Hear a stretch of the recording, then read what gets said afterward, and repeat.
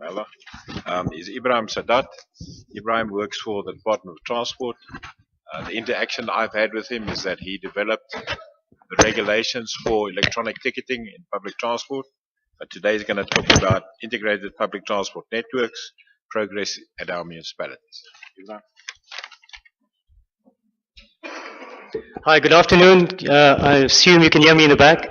I figured you'd be a bit mind blown by the detailed stats, graphs, and slides from the previous two speakers, so I thought I'd just be a little bit different and give you a bit of a story type of presentation. So here goes. So the task I've been given is to just report back to you on the integrated public transport network progress in the municipalities.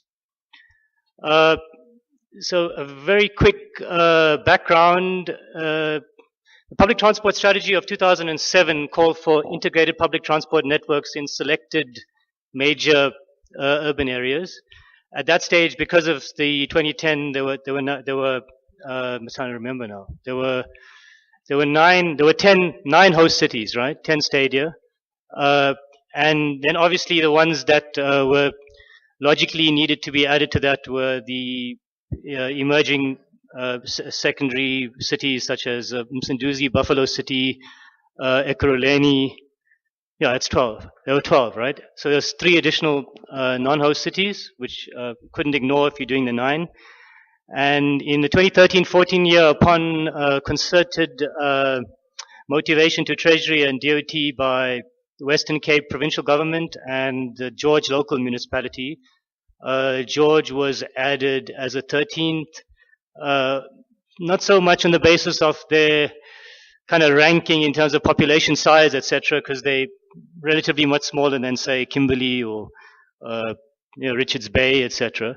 But they, because of the work that was done by the province and city together since about 2006. So essentially, those 13 cities are meant to implement a kind of a catalytic phased approach to road-based urban public transport restructuring. If you want to use kind of current day language, maybe even radical transformation of urban public transport. But obviously it's got to be, so we're looking for catalytic, partly because of the World Cup. At one point, if I recall, previous DG at the time was saying, at that stage the cabinet was saying, or the deputy president was saying, the legacy of 2002, South Korea, Japan was camera phones. You know, you obviously think those are old tech now, but remember the 2002 World Cup with all the lights, the flashes in the stadium from the camera phones. So IT, etc. And one of the legacy options with the Gautrain and others was should be some kind of public transport catalytic start. Obviously, you're not going to fix everything, but a catalytic start. So essentially, that carried on. We have 13 cities in the grant. I think we've been through cycles now. So what's happening is, see, a lot of the legislation, the National Land Transport Act, the Public Transport Strategy, a lot of even the Treasury's push in terms of the city support program, Treasury's urban network strategy, the National Development Plan, Treasury's push to departments in terms of budget allocation, etc., is about institutional alignment. So to get the function, especially urban public transport within its city boundaries, as defined by metropolitan areas, get it to the right institutional level. And we, it might be a bit touchy depending on the province or the city, etc. But we generally are, we're okay with that. But one of the key lessons I realized over the last, say, 5 years is it's not enough. So institutional alignment's not enough, especially if you want to do something we're not historically good at. So historically, we've without wanting to provoke anybody, but I think historically, as the strategy says, we've been an operator-based public transport system, which takes you so far. It can get you up to a point, but post 1980 or even post 1974, the Dreesen Commission, if you look at its findings, etc., at that stage, in terms of those urban white South African cities, then already you're seeing the challenges of an operator-based system. So you need a bit of a higher level kind of integrated system, a more networked system, networked ultimately meaning free transfers or reduced transfers to at least cross the citywide space, etc. Some kind of formal schedule, contracted service, some kind of minimum level of safety, quality, customer packaging, some kind of very at least basic reliability, predictability, etc. All the things that are taken for granted in any other like fast-moving consumer goods area. And you could see, Jack, the Gautrain almost by design as a PPP had to try to build all of that in. From the institutional side, with a tailored institution to oversee the contractors and the suppliers, post-project office, to the project monitoring side, the data gathering side, the customer measurement side, the customer outputs, outcome side, etc. Plus, obviously, securing the funding. So there's no magic, there's no rocket science, there's no magic bullet. So we've got 13 cities. So you can see a lot of any radical transformation now is loaded onto those cities, right? So the lesson is, 10 years ago we might have had the high road, the more optimistic road, where if you align, get some incentives there, get some funding going, get some catalytic drive, somebody will take the ball and run. Maybe Bogota style, Peñalosa, 1998, etc. You don't fix everything, but you fix 20% and start taking 20% chunks.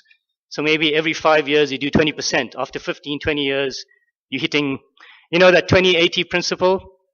Actually, I came across something interesting. I don't normally fall for these little things when people send them to me, but somebody said actually you even be more smarter and do 20-80 twice. So it becomes 4% effort for 64% bang. And I think that's something, it always kind of jogs me a bit, because we're never going to fix everything. Cities are not, they're all different.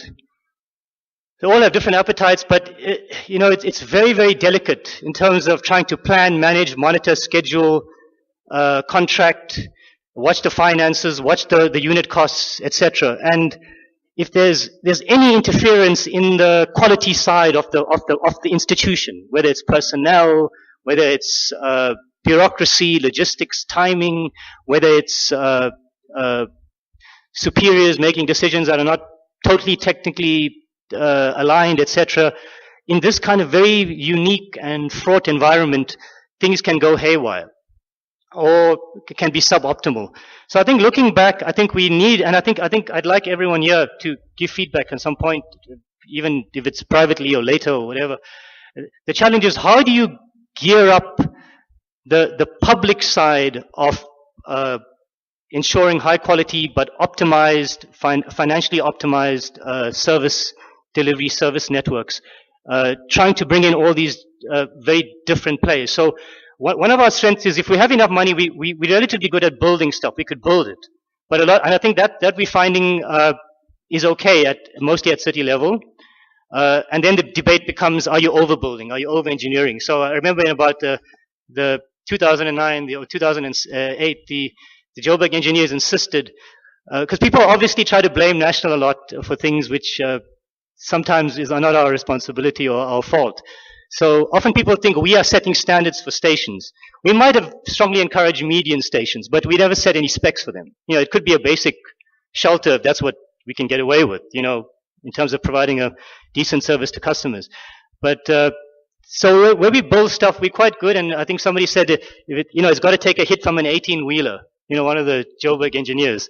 So they really designed and reinforced that thing to make sure it takes a hit from an 18-wheeler, if it's a 1 in 20-year occurrence, whatever it is. So infrastructure we're really good at, but where we're not so good is, following through. We might pull up a good plan, but then we don't have the continuity of the expertise to process that plan, to update it, to continually calibrate it, to refine it, to then do some reality checks on the modeling, to turn that into solid financials, to stress test the financials 100 times, to go back to the CFO's office and elevate it, get it onto the agenda, make sure then the CFO's office and the city owns that plan, to then nail down the city's contribution, to then project that plan out. If it's an operating plan, project it out for the life cycle of its contract. So let's say up to 12 years. So in the last 2 years, we realized we can't assume anything anymore.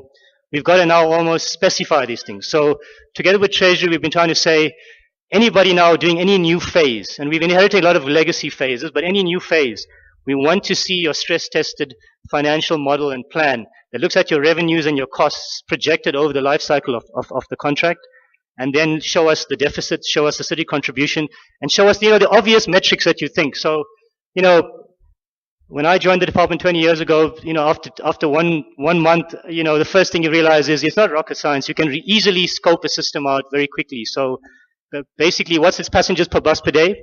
So, for example, Putco in the 80s, from what I read from some of the historic reports, was averaging over 240 a day, or 250, nearly closer to 300, before some of the deregulation and taxis, etc., which was relatively more viable, obviously not at Latin American levels or Asian levels, but not too bad compared to. Well, so what we obviously expected of cities to really not go under 300 passengers per vehicle per day, feeder, complementary trunk, etc.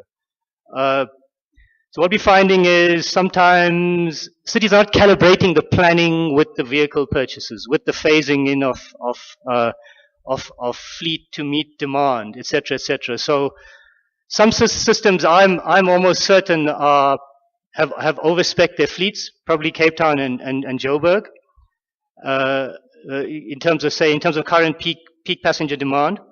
And now the challenge is for them to start to be able to manage that, but again, if you're not very customer focused, very business oriented, thinking like a startup or like entrepreneurs, etc., then what happens is, I sometimes see it's very quick. It's very quick, even in these Iptn flagships, the mayor launches it, but 2 years later, it's very easy for someone just to say, well, the buses are full at the peak, or whatever, and then, okay, it's a challenge, but they take the glass half empty approach, and then we're kind of not innovating, not at the cutting edge.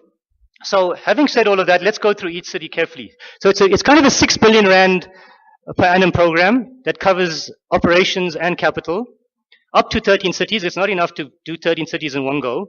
So, for example, Praza is recapping its fleet and its infrastructure.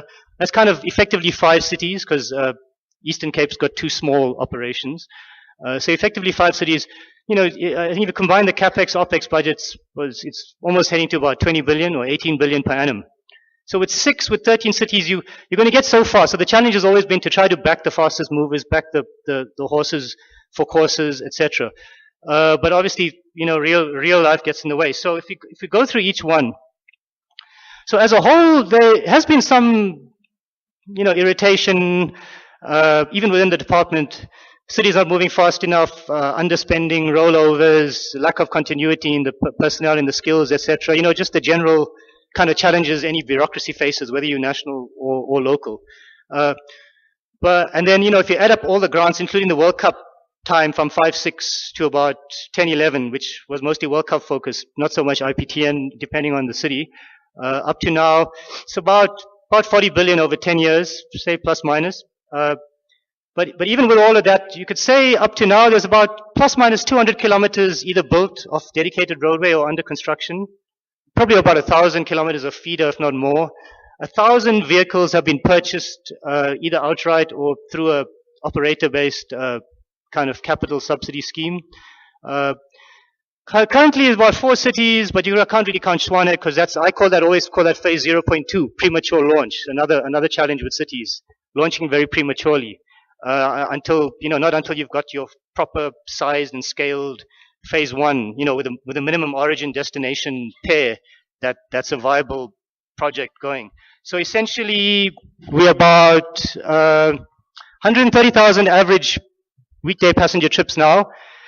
And I'd say 9 cities, besides those currently carrying passengers, 9 cities, based on last year, should have either been expanding their service to the public or rolling out their first kind of catalytic line. So 9 cities are behind. They went quiet after the elections a bit. The DG gave them a bit of a tongue lashing in March. So what I would say is within the next 12 months, maybe maximum 18, that number should be doubled. to about 270,000 passenger trips a day. But even that, I'm not necessarily happy with. So again, I want to start seeing these systems go at least 400 passengers per vehicle per average weekday. So interestingly enough, now with some of the tightening up, the grant being cut slightly or not growing as fast as CPI recently, some pressures on the PTOG as well, so underspending and some juggling there. Some of the cities have had to try and recalibrate, along with what my colleague said, to try to look at a kind of, get something catalytic, but even if it's downscaled. So some cities like Rustenburg have taken an approach. The city is quite precarious, finances in general. We can't afford to do too much experimentation.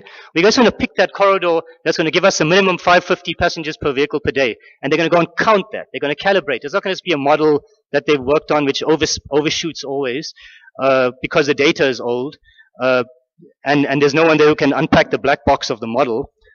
So they can actually go and count the real world trips and work it out there. So they're targeting that first initial line at about 30,000 passengers a day and 550. So it's not a big fleet. And I'm hoping to see that run in the next 12 months. Downscale system and let them prove themselves.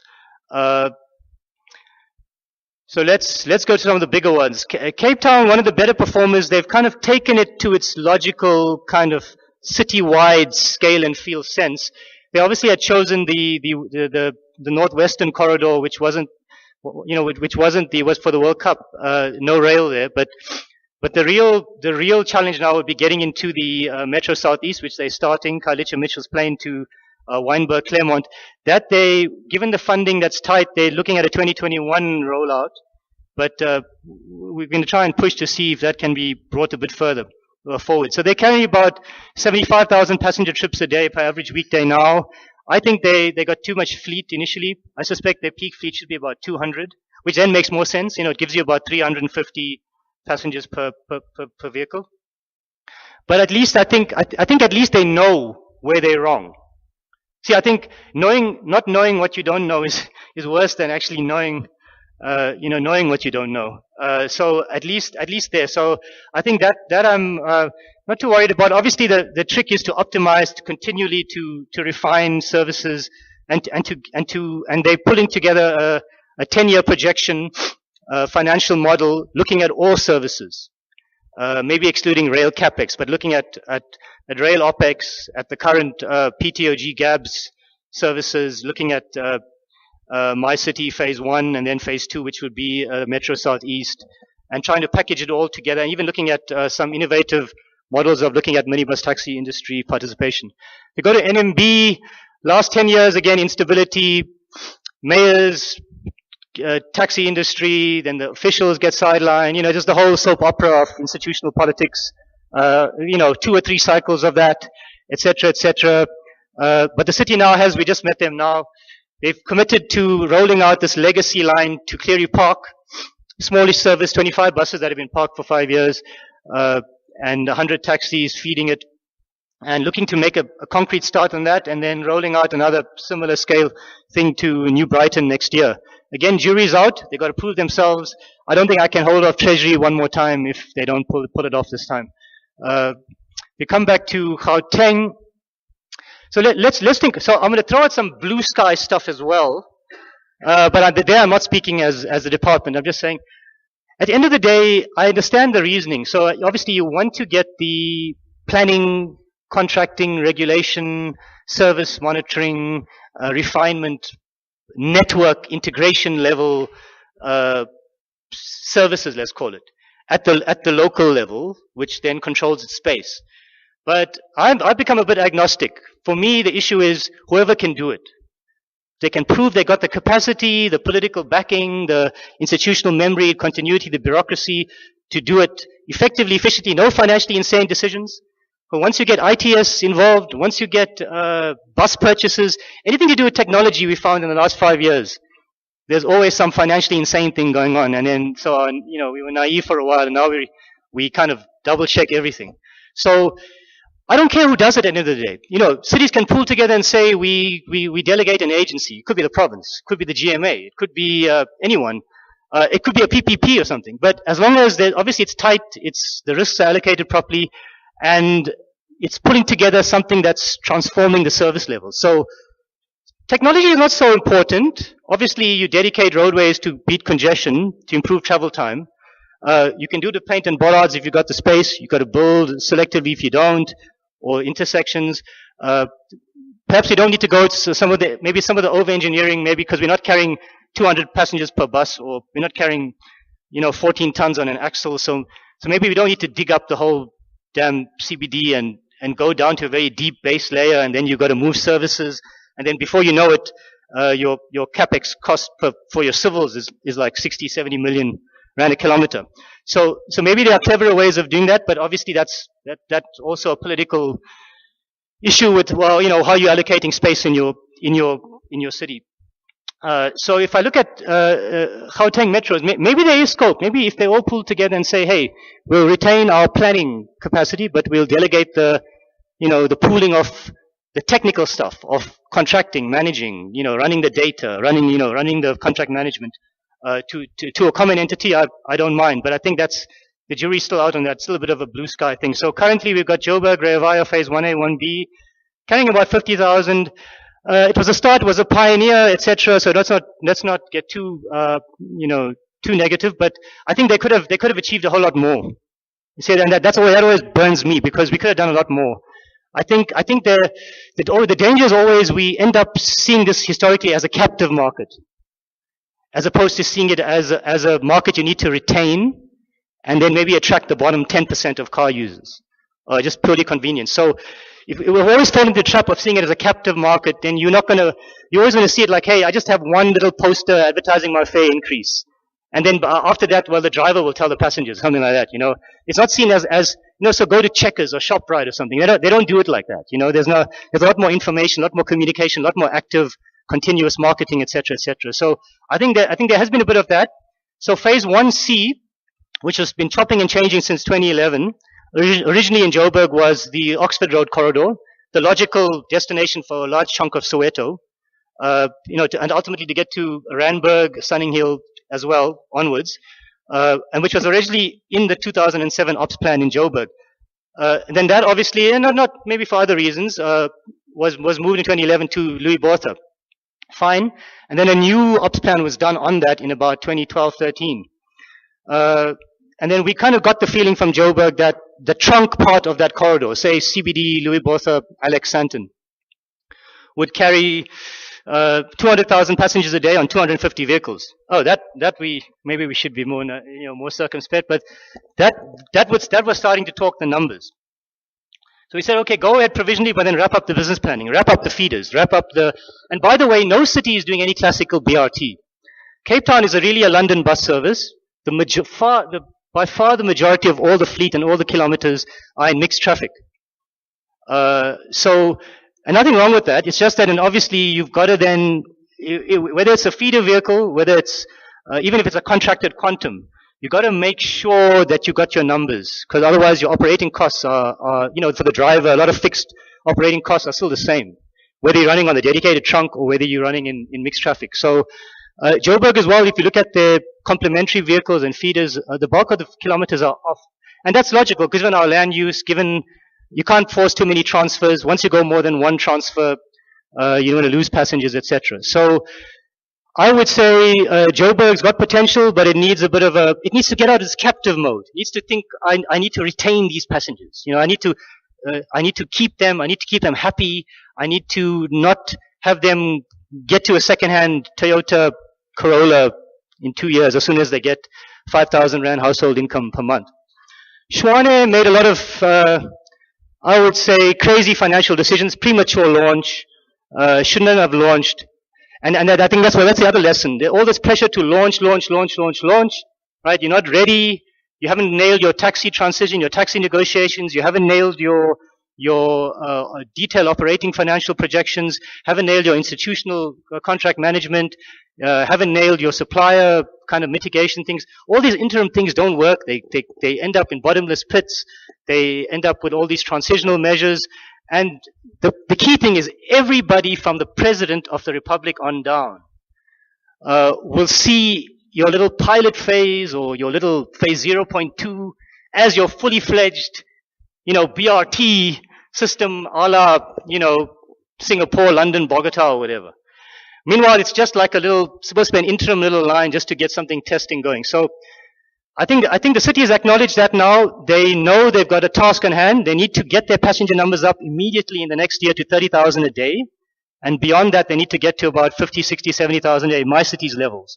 And that's the task we've given to them. They need to make it happen. It's simple as that. It's a numbers game. And, so in a sense, when these projects take too long, and they span administrations, and they span premature launches and stuff, then even the officials start to lose steam again. And even they start to forget the energy they had, or whoever was the champion initially. So some of the lessons there. So I could go on and on. I just want to give you some blue sky things. So I already mentioned, maybe in Gauteng, delegate it to a competent agency, because the name of the game here is there is no fat in public transport. There can't be any fat. It's a subsidized service. The users are already under traveling, right? If you think, obviously, the stats show taxis are available to 90-95% of urban population. But that's just purely access, where if there's a stop nearby. But in terms of affordability, even at current taxi fares, it's not going to get you beyond, say, maybe 1.5 breadwinners per family for purely the work trip. Maybe some other optional things. But if you push on to social trips or to, some of the school things, etc., then that's where you get 26 in the taxi, just to get the affordability right for school trips, etc. So the challenge is can we get something where we, I'm putting this out there just for people to start thinking laterally, etc. Maybe there is a case to do both. Maybe there is a case to do some concrete but very, very tight, financially optimized, formal schedule contracted services, integrated. I think now this pussyfooting around, tiptoeing around municipal bus services and rolling out. So in Joburg, it's Metro Bus and refleet that, and then you're doing Reva at the same time. I think all that's it's just noise in the system. We've indulged it too long. I think what we're going to do from now on is just say we want to see a concrete integrated plan. It cuts across all your institutional rigidities, politics, parastatal issues, etc. Because ultimately now you the ground starts to move from under your feet after 5 years. Conditions change. So we can't be talking about the same challenges. But maybe the industry, because what I always find is there's a lack of trust within the minibus industry, but across the country, but also between the minibus industry and the bus industry. And maybe not your fault. Everyone now thinks Iptn negotiations, maybe it's our chance, it's our turn, etc. It's often inward looking. It's operator looking again, and it's also operators looking at themselves. But at the same time, the real challenge is the growth of car use. Whether it's second-hand, even if the new vehicle sales have been down the last 5 years or so, second-hand cars are lasting longer, second-hand market is higher, etc., etc. It's a second-hand car market that's driving that, partly because people are captive to cars as well, given land use, given flexibilities. So the public transport industry almost needs to unite a bit. Come together and say, whatever other little issues are, we've got some solutions. We want to push you as government. We want to push you as government to kind of be more radical about implementing what you're saying in your strategy or your NDP or your white paper, etc. And obviously the two critical things are, in the urban fabric, it's really getting integration, which will mean physical integration, fare integration, marketing integration, branding integration, institutional integration. There's the thing that manages you, right? Otherwise it's just, you can, it's not really practical, right? So, but integration then means it's going to affect everyone's business models, right? Whether you're just integrating a taxi quantum with another service, even if there's no technology, there's no BRT, there's no, ITS or whatever, it's still going to affect. It's going to be a change in what the current operations is doing. I think people are underestimating that has been the biggest challenge. There's the inertia in the system is everyone's kind of in this, this kind of balanced mode at the moment, where you can kind of get by on what you've done. But I think the point that Mike made is when consumers hit back again, they're going to go straight to cars again. But okay, maybe they go to cars, but then you've got to start looking at car use again. And now, are we ready with a better offering? So I think the elements are there. The issue now is how to get the public side more efficient, optimized, and it can be as creative as possible, because that's the contracting authority. Contracting authority is weak. They're going to get ripped off. And the customers are going to get ripped off as well, because they're the proxy for customer power. And then secondly, Maybe operators should push harder. Maybe you should push government harder. Maybe between rail, bus, and taxi. Maybe especially in this province.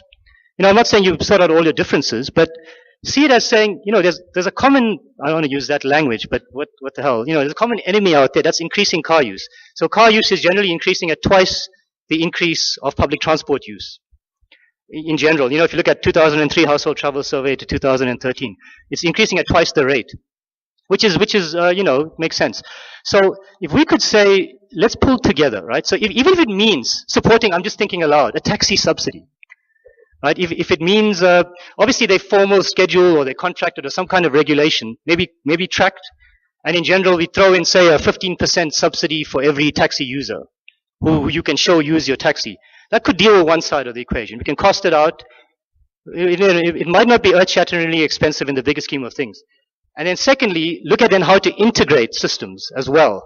So let's not, I think we've been pussyfooting around too long. So the catalytic really needs to start now. So whether you're in Joburg, whether you're Metro bus, Gautrain bus, I mean, even ultimately Gautrain, Metro Rail, but Rail's got a different business model. But at least Metro bus, Gautrain bus, any small buses, PTOG buses, etc., etc. Let's just come up with a one concrete, tangible 4%, 64% plan. 4% effort, 64% bang for buck. Okay, even if we have to do 8% effort and get 40% bang for buck, we'll live with that.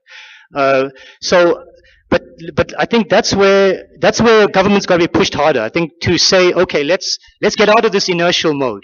So an official in a city is not going to suddenly come up with some idea to say, hey, I need to now bring Tshwane bus services and turn it into Arayang and make it one brand and bring in whatever is left of, the Putco contract that comes into the city and maybe they transfer here, unless there's some pressure in the system.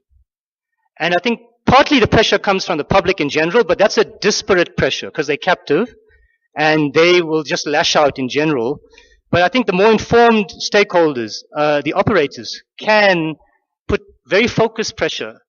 And then it's about thinking slightly 2 steps ahead, not what's in it for me today, but what's in it for taking this sector in the cities and the urban areas to a slightly higher level in 5 years' time.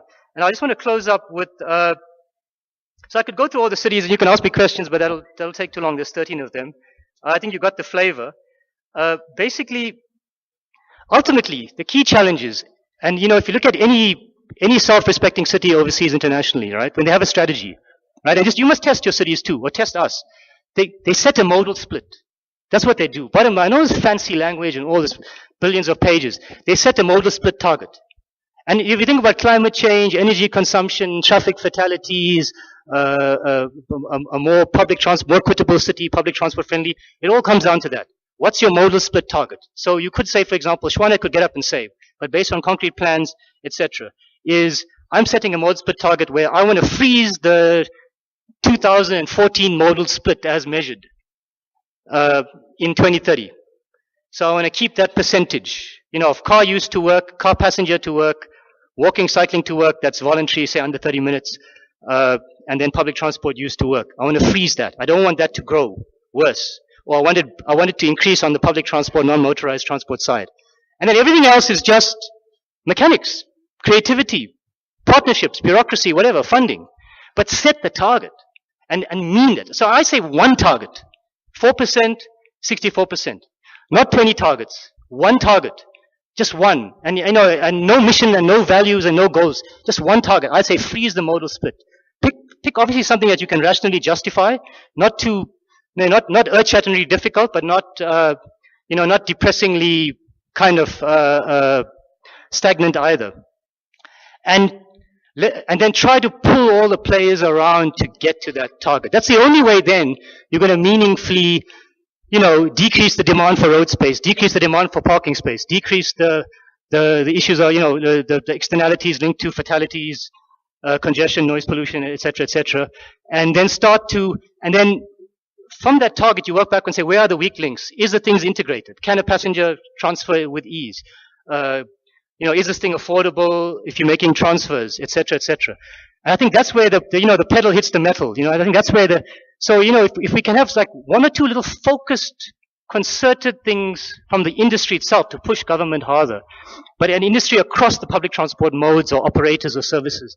I think that would be something that, okay, I'm saying it's blue sky, but I think maybe you can actually pull it off. And then, I think it's something then that would kind of be an outlet so you're not just frustrated in your own corner, but at the same time, opening up the challenge, opening it up to not just the usual suspects like me or whoever, but, it becomes an urban fabric, urban form thing. And then just to conclude, Treasury are looking for stuff. So through their built environment performance program linked to their urban network strategy, they've got a small grant to facilitate that.